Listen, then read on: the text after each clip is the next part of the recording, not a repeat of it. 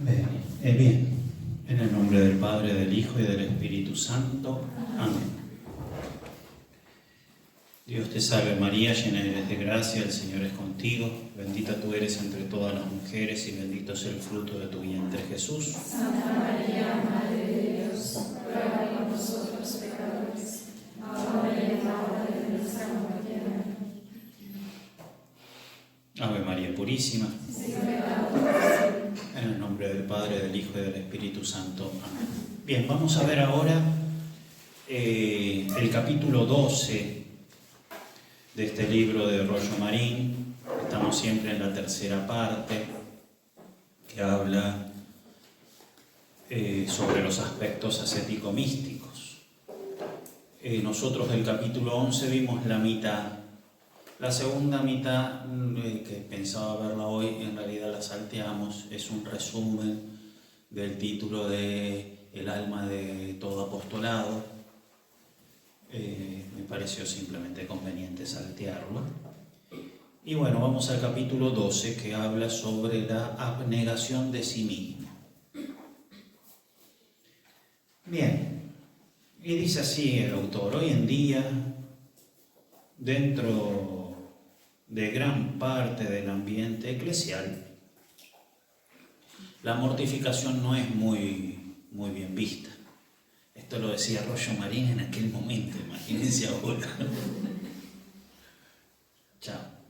Y textualmente dice así: más que de las duras austeridades de los santos de todas las épocas, se prefiere hablar hoy día de otros temas más fáciles, quizás excelentes en sí mismos, pero que en modo alguno pueden invocarse estos otros temas excelentes en sí mismos para desautorizar, silenciar o conceder menos importancia a la perfecta abnegación de sí mismo, preconizada por el mismo Cristo, ¿sí? El mismo Cristo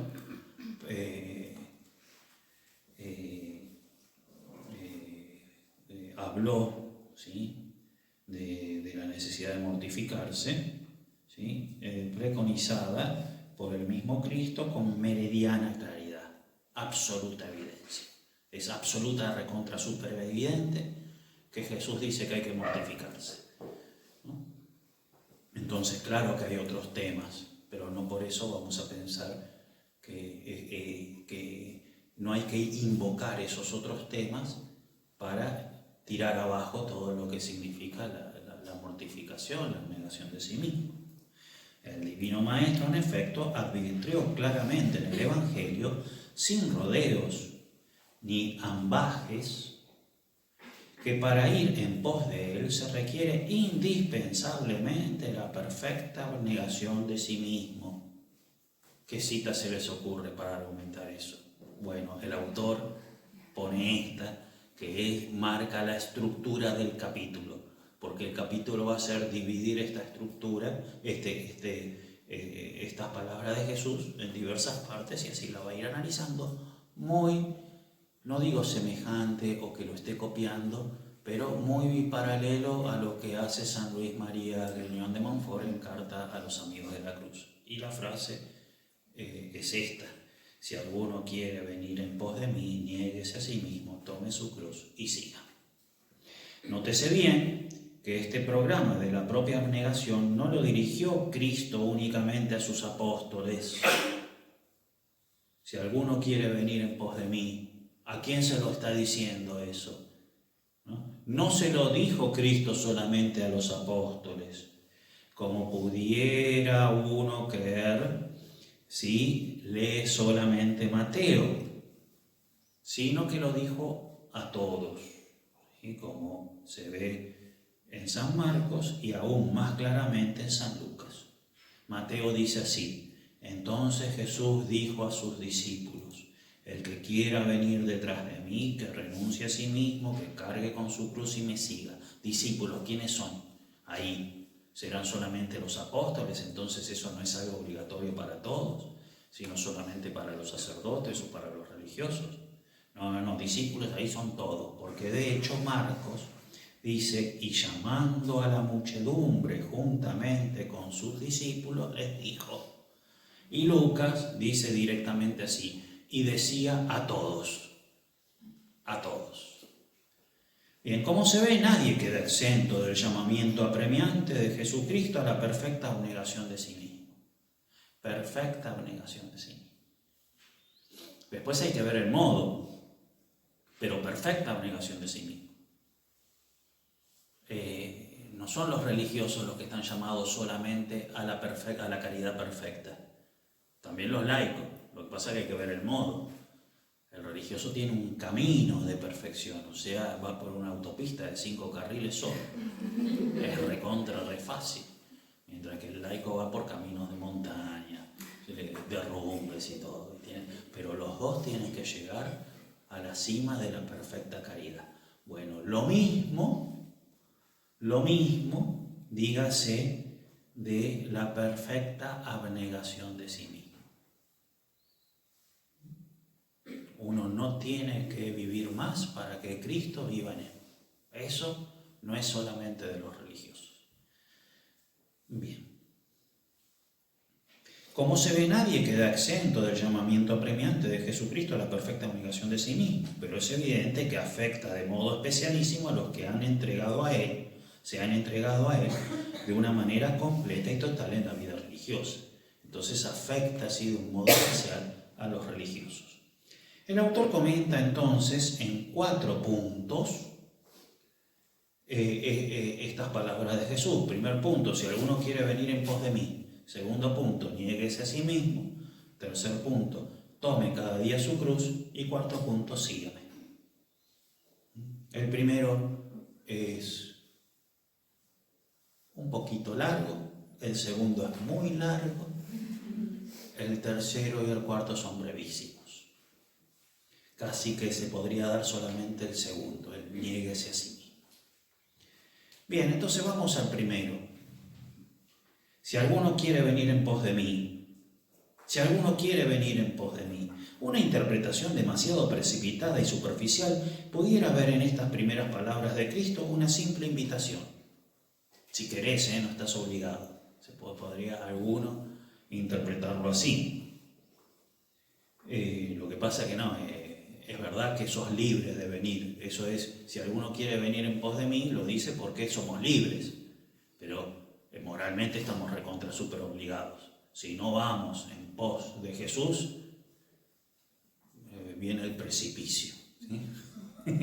Entonces, alguna interpretación demasiado precipitada y superficial pudiera ver en estas primeras palabras de Cristo una simple invitación a seguirle por el camino de la propia abnegación, pero sin envolver un verdadero mandato o exigencia. ¿Será un consejo? No, es un mandato, es un mandamiento, dice el autor. Pero el contexto del Evangelio, el contexto de estas palabras, ciertos lugares paralelos, la interpretación unánime de los santos padres, la del magisterio de la Iglesia y de los exégetas católicos, obligan a dar a esas palabras el sentido de verdadero precepto mandato. No es en absoluto una simple invitación, aunque gramaticalmente esté escrita así, pero en realidad está escrita como invitación porque somos libres, pero es un mandato, también somos libres en no obedecer, pero te están mandando. Justamente el mandato implica la obediencia libre, porque si no, no es mandato, ¿no? Si yo ato a mi gata con un matambre para llevarla al veterinario, no le estoy mandando, la estoy forzando. El mandato implica respuesta libre. Vamos, Tina, al veterinario. Y ella, sí, vamos. La tenía que atar como un matambre. Bien. No es en absoluto una simple invitación. Por ejemplo, vamos a paralelos. Lucas 14:27. El que no toma su cruz y viene en pos de mí, no puede ser mi discípulo. Está pues fuera de toda duda que el llamamiento de Cristo a la perfecta abnegación de sí mismo va dirigida a todos los que quieran ir en pos de Él, y no en plan de simple invitación, sino de verdadero y riguroso precepto. ya que, como advierte expresamente San Lucas, el que no toma su propia cruz y va en pos de Cristo no puede ser su discípulo. Es cierto, sin embargo, que ese precepto de Cristo no obliga en su materialidad a todos los cristianos en el mismo grado de intensidad. En su materialidad, agregué yo, no lo dice el autor, pero es en su materialidad. ¿Por qué? Uno tiene que estar totalmente negado de sí mismo. ¿Sí? Y si no estás totalmente negado de sí mismo, espera un purgatorio más o menos largo, pero vas a tener que entrar al cielo absolutamente abnegado de vos mismo. No es que al cielo vas a entrar con un afectito. No. Al cielo perfecto. Bien, si no te abnegas totalmente acá, el purgatorio te va a ayudar. Bien. Es menester, el trabajo de abnegación, es menester adaptarlo a las exigencias y posibilidades del propio estado y condición de vida. ¿Sí? No obliga del mismo modo al seglar que al religioso. Pero todos están obligados, sin excepción alguna, a aquella abnegación de sí mismo que sea indispensable para el perfecto cumplimiento de los deberes de su propio estado y condición.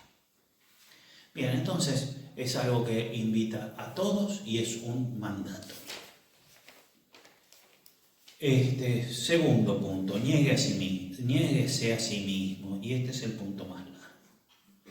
Tratándose de religiosos, nos parece que la perfecta abnegación de sí mismo en la perfecta abnegación de sí mismo pueden distinguirse 3 momentos o etapas ascensionales. ¿Qué es negarme a mí mismo? 3 etapas de mi negación a mí mismo.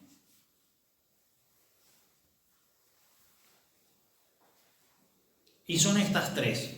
La simple mortificación. Me mortifico. El espíritu de sacrificio. ¿Se acuerdan que nosotros vimos la diferencia que hay entre la fe y el espíritu de fe? Bueno, acá también no es lo mismo la mortificación que el espíritu de mortificación. ¿No? El que tiene espíritu de mortificación es otra cosa. Mortificación, espíritu de sacrificio y, en tercer lugar, muerte total al propio yo. Entonces, este segundo punto, niéguese a sí mismo, el autor lo va a dividir en 3 partes, que son las 3 etapas que uno tiene que hacer para llegar a esta perfecta negación de sí mismo, que son simple mortificación, espíritu de sacrificio, muerte total al propio yo. Veamos la mortificación, la simple mortificación. El naturalismo práctico, que es la negación del espíritu de fe en la conducta de la vida,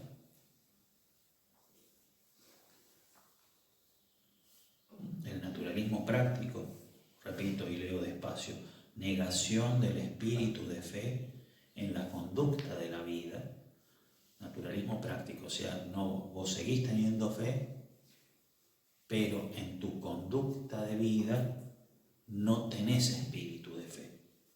Entonces vos normalmente juzgás todo de modo natural. Naturalismo práctico. Puede ir a misa todos los domingos y vivir en un naturalismo práctico, ¿no? Bien, en el naturalismo práctico continuamente tiende a renacer en formas más o menos acentuadas a lo largo de la historia, como hace muy pocos años pudo verse en el americanismo y modernismo. Usa este término, americanismo. Sería, estudiar bibliografía de la época para ver bien qué se entiende por eso, pero es una actitud práctica de la vida, ¿no? Una actitud práctica de la vida. Bien. En muchas obras, con este americanismo y modernismo, en muchas obras que aparecieron en esa época, se menospreciaba la mortificación. Estamos hablando de obras de espiritualidad, ¿no? Ustedes van a la librería católica a buscar un libro de algún teólogo obras en donde se menosprecia la mortificación. Por ejemplo, no tiene nada que ver con una obra, pero a una visita eminente, una vez nos fue a ver al seminario y entró en la capillita chiquitita que está a la izquierda de la portería, que era la capillita original. Estamos hablando de algo 4 veces más chico que este salón, no, 8 veces más chico que este salón, o sea, algo muy chiquitito, esa es la capilla del seminario. Está en un costado, en un marco, con un vidrio, en una especie de cajita que tiene un vidrio colgado del cilicio que usaba Marcelo Morsello, ¿no? Está ahí, colgadito, puestito. Viene y dice, estas cosas medievales, ¿sí? Como que algo de otro tiempo, Y de hecho algo de eso hay, porque hoy en día a los laicos no se le puede decir abiertamente, usamos silicio, ¿no? Medio que eso. Medio que, no sé, mientras que por ejemplo en otra época era re normal, todo el mundo sabía que usaban ahí y los laicos usaban silicio. Entonces bueno, se va a un menosprecio de todo esto, ¿no?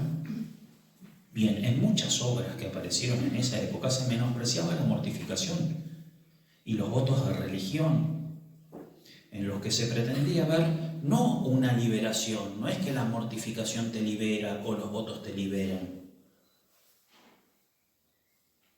Se pretendía ver no una liberación que favoreciera el vuelo de la vida interior, sino simplemente un impedimento del apostolado. Entonces, ¿qué dice Rollo Marín? Estos tipos que escriben estos libros de teología moderna, en la mortificación, en vez de ver una liberación que favorezca el vuelo del espíritu, ¿qué cosa ven? Un obstáculo para el apostolado, incluso en los votos religiosos. En realidad, hoy en día, no solamente eso, lo ven como un obstáculo al vuelo. Si vos querés realmente volar en el espíritu, no podés estar atada a esas cosas materiales. No, vos haces mortificación, estás atada a cosas materiales, no tenés libertad de espíritu. O sea, lo ven incluso contrario a la libertad de espíritu, no solamente al apostolado. Muchas veces se ve la mortificación como algo que quita el vuelo interior. Se equipara la mortificación a la falta de libertad interior, una especie de fariseísmo. Ustedes hacen mortificación, son fariseas, ponen hincapié en las obras, cuando en realidad es absolutamente mentira. Si Jesús predicaba, sí, Jesús es verdad que combatía a los fariseos, pero que la mortificación la predicaba. Bien, es verdad que la mortificación es solo un medio, pero es un medio necesario que hay que usarlo con prudencia sobrenatural y no con prudencia humana, porque también está la prudencia humana, que no, porque si hoy hago ayuno, capaz que mañana no tengo suficiente lucidez para preparar clase, y cosas así, no empezar todo con... Bien, el naturalismo, o sea, la negación del espíritu de fe, lo va invadiendo todo, dice Rollo Marín. Se ha llegado al extremo de suplicarle a un director de ejercicios espirituales dirigido a religiosas, cuenta una historia, que capaz que la vivió él: Padre, háblenos de todo lo que quiera menos de la mortificación. Es un tema muy desagradable. ¿Sí? ¿Te imaginas vos vas a predicar ejercicios ignacianos a un monasterio y la madre te dice, no, padre? Bien, pero fue eso lo que pasó. O sea que está metido en el ambiente religioso, consagrado incluso, no solamente de los laicos católicos, sino entre los consagrados. El verdadero ayornamiento, dice Rollo Marín, ¿sí? La iglesia debe ayornarse, eso se usa, ¿no? Ponerse al día, aunque se usa así en italiano, ¿no? Miren, lo escribe Rollo Marín, en español pone ayornamiento. El verdadero ayornamiento o modernización de la iglesia no puede consistir en otra cosa que en vivir cada vez más intensamente el espíritu del Evangelio, que es eterno e inmutable como el mismo Cristo. espíritu del Evangelio no cambia, es eterno e inmutable.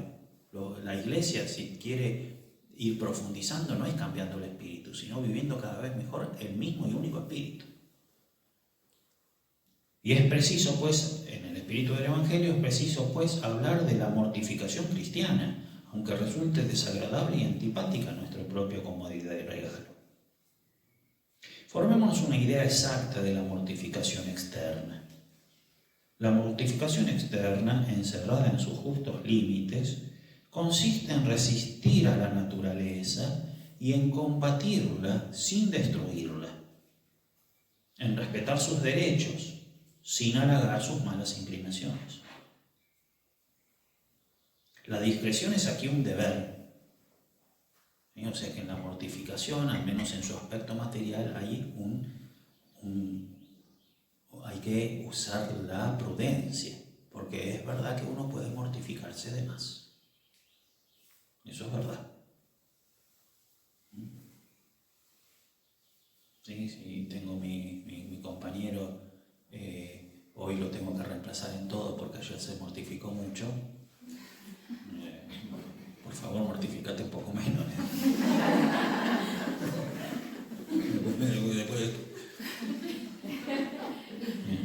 Entonces, evidentemente, ¿no? Por eso había dicho antes que la mortificación va de acuerdo al deber de Estado, ¿no?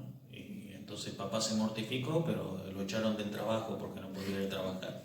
Los hijos muriéndose de hambre en la calle pidiendo limosna. ¿Por qué? Porque mi papá es muy mortificado. Entonces la discreción es aquí un deber, más aún que en cualquier otra virtud, porque cuando se nos dice que la perfecta mortificación debe hacer morir a la propia naturaleza, quiere decirse que debe dominarla perfectamente. De hecho, después va a hablar de la muerte del yo, pero no quiere decir que te pegues un tiro en la cabeza. Entonces, la muerte del yo, sí, todo perfecto, dominar la propia naturaleza, pero no es destruirla. Quiere decirse entonces que debe hacer morir la propia naturaleza, quiere decirse que debe dominarla perfectamente y establecerla con relación a la gracia en una dependencia total, de modo tal de que toda tu naturaleza, el 100% de tu naturaleza, se subordine a la gracia.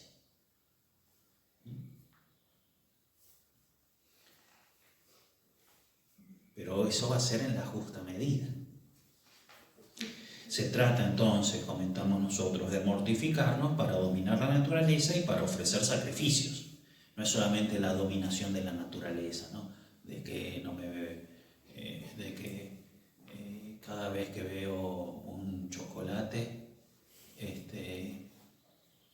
me enajeno y lo como desaforadamente, lleva a romper vidrieras de los negocios. Entonces tengo que controlar mi naturaleza, voy a empezar a hacer penitencia, ¿no? El próximo kilo de chocolate lo voy a comer despacito. Voy a hacer penitencia, ¿no? Pero no es solamente dominar, sino también ofrecer sacrificios, no por mis pecados y demás cosas. Igualmente, sacrificios, sí, claro que hay que ofrecer sacrificios, pero eso no quiere decir destruir la naturaleza, porque la naturaleza debe ser usada también para otras cosas. Cumplir el deber de Estado, eso es claro. Practicar la caridad también. Hay veces que se hace penitencia además y después se falta la caridad a todo el mundo. Y vos tenés tipos que hacen ayuno, el día del ayuno no te acerques, porque te puede matar. Sí, está hecho una fiera. Entonces, bueno, muchas veces hay que reconocer mis límites morales y evidentemente no tengo que hacer tanta penitencia. Bien, entonces la práctica de la caridad también es agradecer a Dios, ¿no? Por eso también está bueno hacer fiesta y agradecer y todo. La mortificación es un medio que hay que usarlo tanto cuanto, eso es claro. Encerrada en su justo límite, esta virtud es evidentemente obligatoria para todo cristiano, pero obliga más estrechamente a las personas que han abrazado la vida religiosa. La mortificación externa satisface las deudas contraídas por el pecado. No tenemos todos necesidad de espiarlos y en gran número. Si con la mortificación puedo pagar mis pecados, ¿quién no tiene pecados que pagar? Que solamente los religiosos tienen pecados que pagar y los laicos no. Todos tenemos pecados que pagar, todos tenemos que hacer penitencia. La mortificación somete la carne al espíritu y reprime sus rebeldías. ¿Quién no tiene que reprimir la carne? Los angelitos solamente. La mortificación nos atrae las gracias. ¿Que acaso no tenemos necesidad de gracias? ¿Quién no tiene necesidad de gracias? La mortificación dispone a recibir la luz divina. Si Dios ilumina mejor la inteligencia de aquellos que son mortificados. Beatos los puros, ¿no? Porque verán a Dios. ¿Y quién no tiene necesidad de ser iluminado por Dios? Entonces, evidentemente, todos tenemos.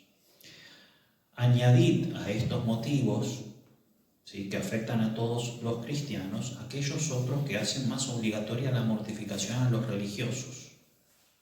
¿No? Entonces habrá motivos para los religiosos. Deben seguir a Jesucristo más de cerca, imitarle más perfectamente.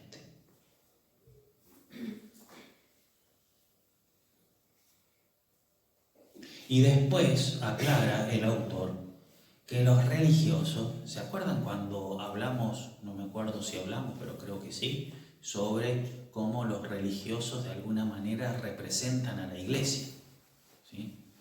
¿Vieron cuando van un grupo de ustedes a hablar con una autoridad importante, con el Papa, por ejemplo, y meten algunas adelante? No es que saben a quién meter adelante para que inicie la conversación, todo. Siempre hay algunos representantes. Bueno, la iglesia, los representantes de la iglesia, los que están ahí en primera fila, son los religiosos, ¿no? Y por eso a ellos, si bien la liturgia de las horas es de toda la iglesia, a ellos les compete como obligación. ¿Se acuerdan que habíamos visto?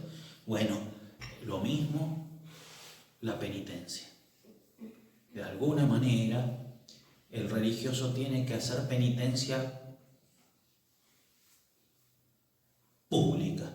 No digo de flagelarse en la plaza. Lo que digo es que hacen penitencia no por ellos mismos, sino por toda la iglesia. Por todos los pecados, ¿no? Aplacar a Dios por tantos pecadores endurecidos. Deben contribuir particularmente a la obra de la redención. Entonces deben ayudar a Jesús particularmente a salvar almas. Y entonces particularmente ellos tienen que hacer penitencia.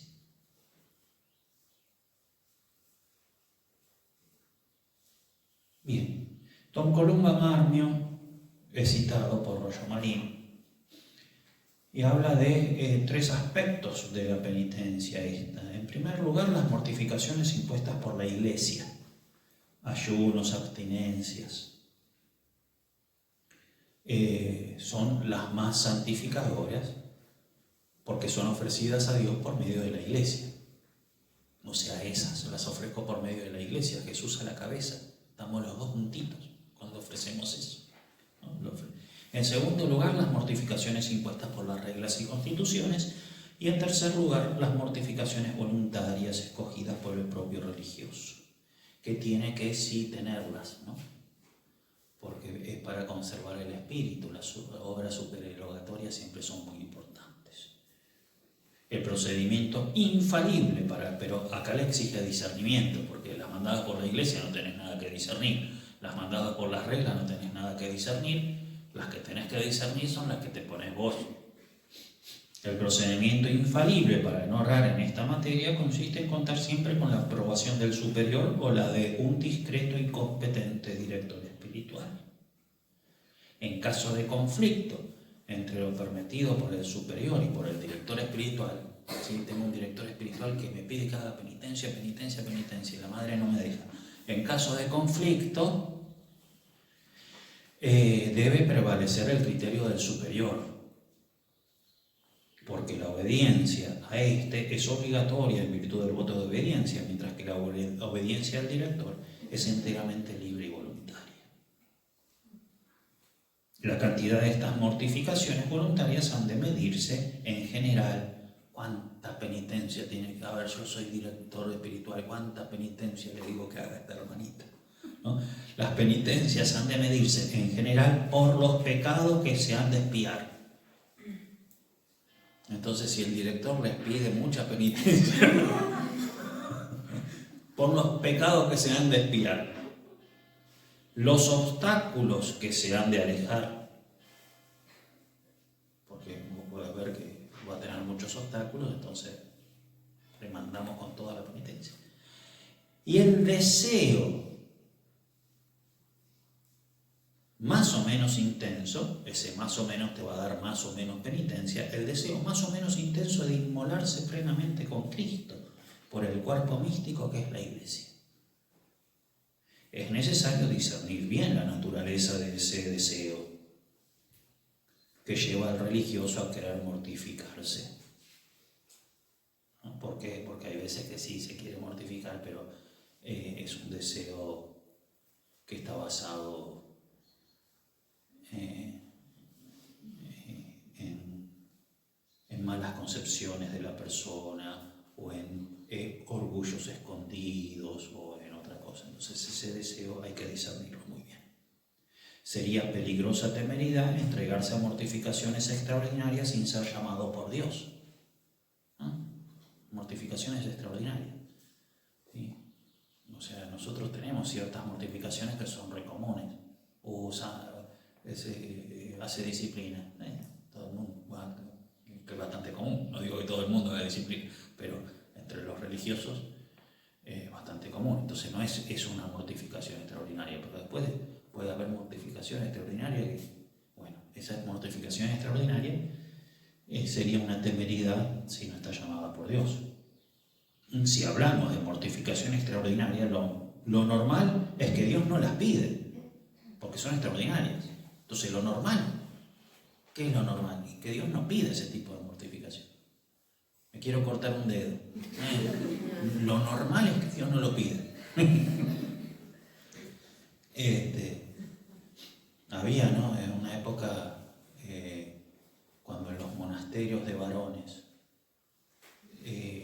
lo normal en una época es que los monasterios de varones no eran sacerdotes, sino que se ponía un sacerdote. ¿Por qué? Porque no se necesitaba que todos fuesen sacerdotes, necesitamos la misa. Bueno, ordenamos un sacerdote, listo, ya está, con uno nos alcanza. Entonces había que elegir quién iba a ser el sacerdote entre todos los monjes, y algunos se cortaban un dedo, porque por humildad no querían ser sacerdote, y antiguamente las manos del sacerdote tenían que ser perfectas. Entonces bastaba con que te faltase un dedo para que no puedas ser ordenado.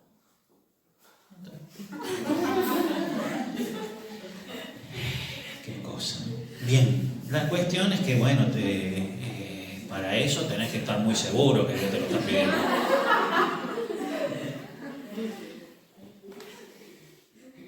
Por el contrario, en la mortificación interior, en la que consiste la verdadera perfección, porque la exterior puede ser un súper pecador que se mortifica exteriormente, súper orgulloso, ¿no? Bueno, podés asegurar que una persona que se mortifica exteriormente sea santa o esté en camino de santidad. Eso no lo podés asegurar. Es un medio, pero bueno, no es un medio infalible. Es un medio necesario, pero no infalible. Entonces capaz que es desordenada en eso. Yo he conocido un director espiritual que dirigía una laica que le decía, no use el cilicio, y no le hacía caso. Dijo, bueno, no te dirijo, bueno, anda vos y tu cilicio. No le hacía caso. Bien. Entonces la mortificación no es infalible, la mortificación externa, ¿no? Ahora, en cuanto a la mortificación interior, en la que consiste la verdadera perfección, porque la externa está llamada la interna, no tenemos ningún límite, porque es la encargada de reprimir los vicios del espíritu, de triturar el amor propio, el juicio personal, la propia voluntad, ¿sí? Todo lo que vaya, toda mortificación de los vicios, del amor propio, del juicio personal, de la propia voluntad, pero en sí mismo, ¿Por qué? Porque yo digo, bueno, para mortificar mi juicio personal no voy a hablar hago penitencia, no, pero esa ya es externa. ¿No? Esta se refiere a en sí mismo directamente, porque después vos podés usar un medio para esa interna, pero que ya es externo. Bueno, ya en la externa tenés que tener prudencia, pero si hablamos directamente en la interna, esa cuanto más mejor. Bien. Ejemplos de mortificación que pone el autor. Fíjense, a ver, no sé qué se están imaginando. Chan, chan, vamos a ver qué dice el autor. Demos una mirada al horario de la jornada. Levantarse al primer toque de la campana. Fíjense las cosas que habla. Ir al coro. Hay intermedia. Ir a rezar intermedia. ¿Sí? Ir al coro, aunque nos encontremos indispuestos. Alabar en el coro a Dios con atención y fervor. ¿Sí? Entonces mortificar la imaginación, estoy pensando cualquier pavada. Sujetarse a las 1000 pequeñas recomendaciones de la regla en torno al trabajo, el refectorio, la recreación, el sueño. Someterse a todo eso constantemente, sin murmurar, sin singularizarse. ¿Sí? Soy una monja normal, no tengo nada diferente, no soy nada extraordinaria. Normal, normal. Queremos gente normales. Qué lindo es contar con gente normal. Sin singularizarse. He ahí una mortificación óptima, por la cual el alma se hace muy grata a Dios y se vuelve aptísima para recibir la acción del Espíritu Santo. Tomemos como ejemplo, otro ejemplo de mortificación, el silencio. El silencio. ¿Cuántas veces durante la jornada se nos presenta la ocasión de hablar sin motivo alguno? Bien, y así.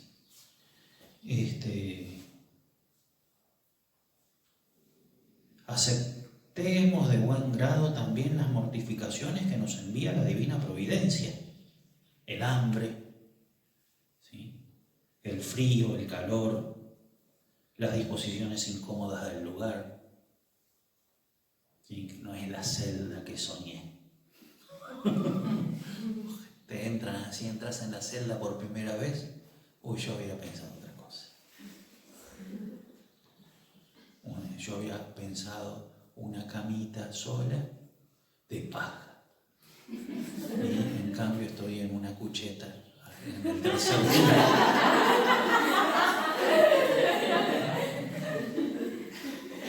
Entonces, bueno, aceptar las incomodidades del lugar, del tiempo, de personas. Porque sabe que padre, las dos que duermen debajo mío, no sabe cómo ronca. De personas. Todo lo que nos resulte molesto.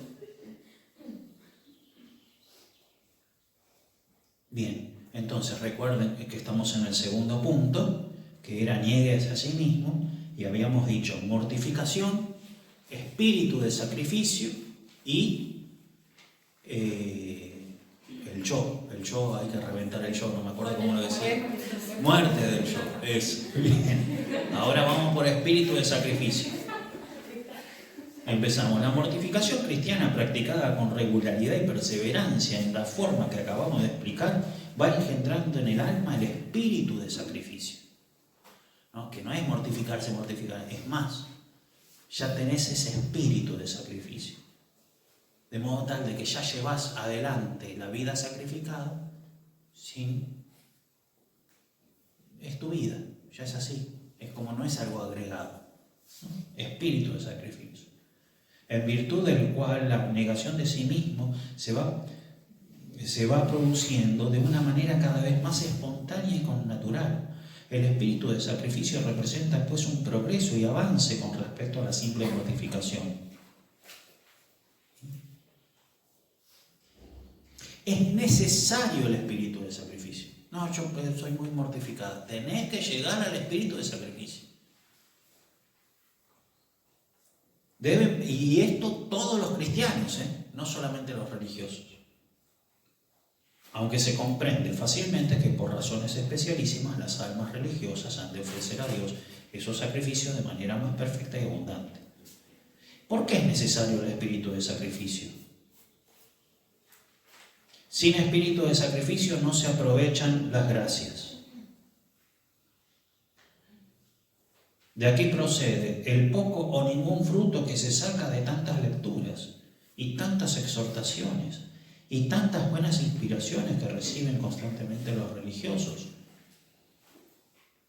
¿Por qué escucho tantos sermones? ¿Por qué hago tantas lecturas, tantas horas de lección? Y la verdad que los frutos, es como si no hubiese escuchado nada. Y porque tengo poco espíritu de sacrificio.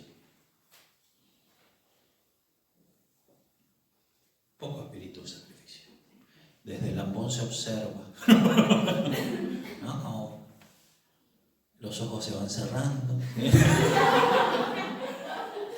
No se imaginan todo lo que se ve desde el ambón. Sin espíritu de sacrificio no es posible corregir los propios defectos. No es posible corregir los propios defectos. O sea, la corrección, ¿no?, de los defectos implica un hábito en la persona. De modo tal de que no tienen que ser mortificaciones puntuales. Hago esta, esos son actos.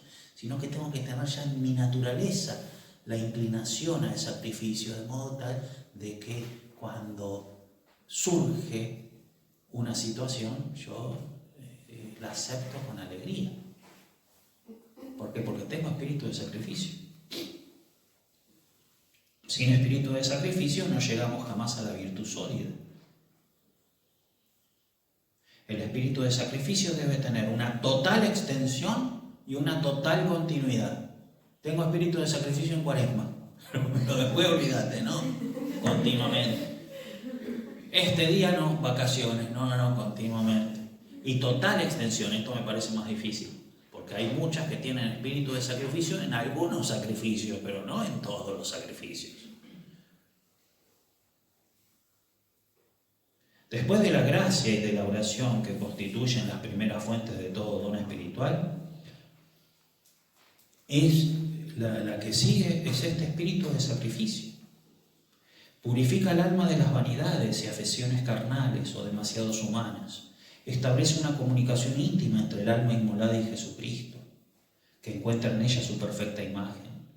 Sustituye en nosotros la voluntad y la vida de Dios, en nuestra vida y en nuestra propia voluntad. Al someternos a la acción del Espíritu Santo nos transforma en verdaderos hijos de Dios. Entre los frutos excelentes de esta generosa abnegación hay uno que es hay uno que se medita demasiado poco, que es la paz.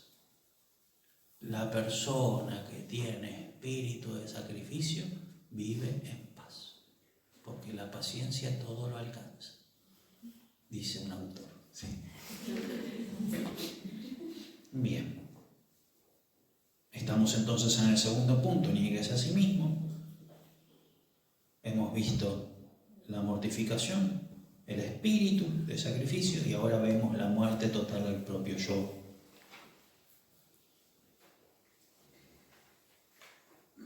Bueno, el espíritu de sacrificio alcanza su máximo exponente en la muerte total del propio yo. ¿Sí? La mortificación se convertía en espíritu de sacrificio, y el espíritu de sacrificio, cuando llega a la perfección, es la muerte total del propio yo.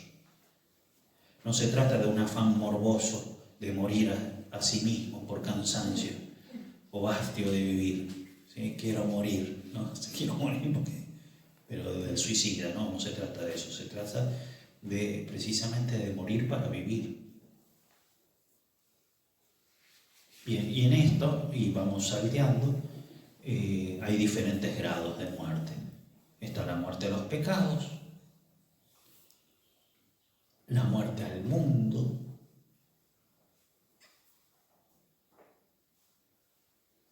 leo un poquitito de la muerte al mundo porque es interesante, no tener para nada en cuenta los juicios del mundo, ni sus desprecios, burlas, o persecuciones. No avergonzarse delante del mundo cuando uno cumple los propios deberes.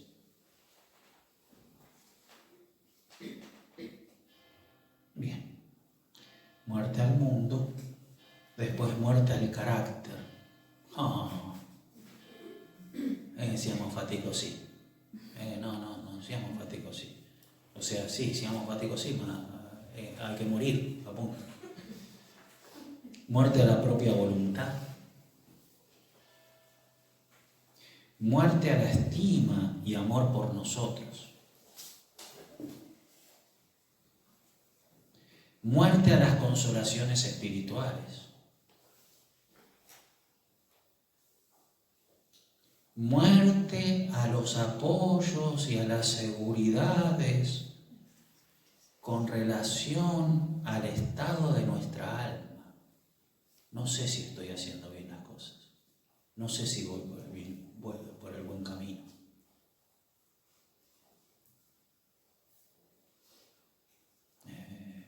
Y bueno, vas a tener que confiar. Muerte a la propiedad de nuestra santidad. Porque yo quiero ser santa, es mi santidad. Y algunos consejos prácticos que da el autor que son muy interesantes.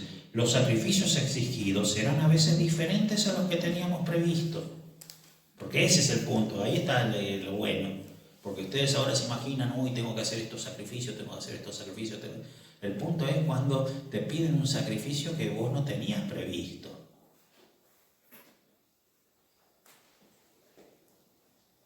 Generalmente serán en sí mismos de poca monta. Cositas tontas e desapercibidas. Saber sacrificar las cosas pequeñas es la mejor demostración de grande energía.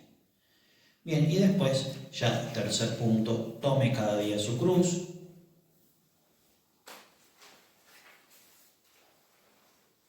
Para ir en pos de Cristo no basta la abnegación de sí mismo, aunque sea en la forma más perfecta y elevada que acabamos de recordar. Es preciso además tomar la propia cruz de cada día y seguir sus huellas ensangrentadas hasta la cumbre del Calvario. Si bien comentamos nosotros el modo concreto de negarse a sí mismo se da muchas veces tomando la cruz y las dos cosas vienen juntas, el punto es que son dos cosas diferentes, ¿no? Uno tiene más bien un aspecto negativo, el otro positivo. Finalmente el cuarto, y sígame. De modo tal que todo tiene que estar centrado en seguir a Jesús, en amarlo a Él.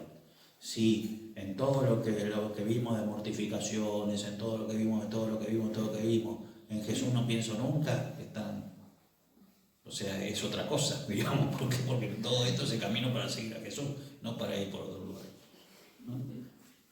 Bien, nada más.